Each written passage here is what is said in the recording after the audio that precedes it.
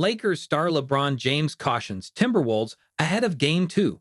The Los Angeles Lakers don't have much of an excuse for how the Minnesota Timberwolves bullied them in Game 1 of their first-round series Saturday night. But despite that, media members and fans across the country sought answers following the team's 22-point loss at Crypto.com Arena in LA on the opening day of the NBA playoffs. And, as he often does, it was superstar LeBron James who tried to make sense of and explain the Lakers' failures during the postgame. In doing so, he also sent a clear, albeit somewhat subdued message to the Timberwolves ahead of Game 2, essentially that the Lakers will be ready, and Minnesota shouldn't expect victory to come so easily next time around. "Maybe it took us one playoff game to now get a feel for it," James said. "We know the type of intensity, the type of physicality that's gonna be brought to the game, but that's the way they play. So we should be more than prepared for that on Tuesday night." James wasn't alone in his assessment that the Wolves were more physical than the Lakers in the opening game of the series. His co-star Luka Doncic echoed James' message during his own post-game press conference. "I think in the first quarter we played the way we played," Doncic said. "We were playing physical, and then we just kind of let go of the rope.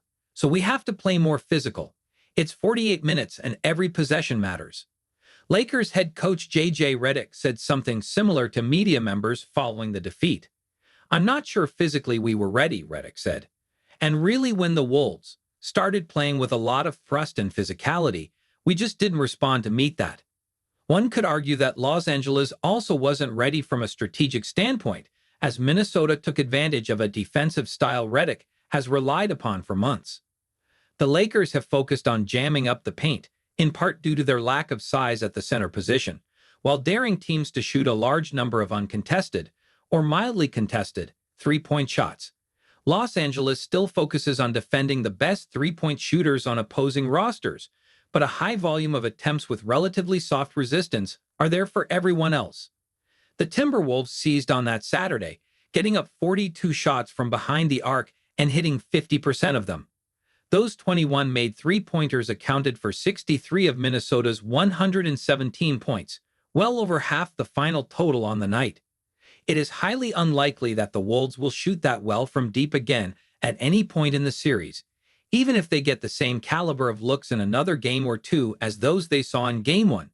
Even still, Redick will need to consider alternative defensive solutions if Minnesota continues to hit from deep, lest the Lakers find themselves shot out of the playoffs in short order.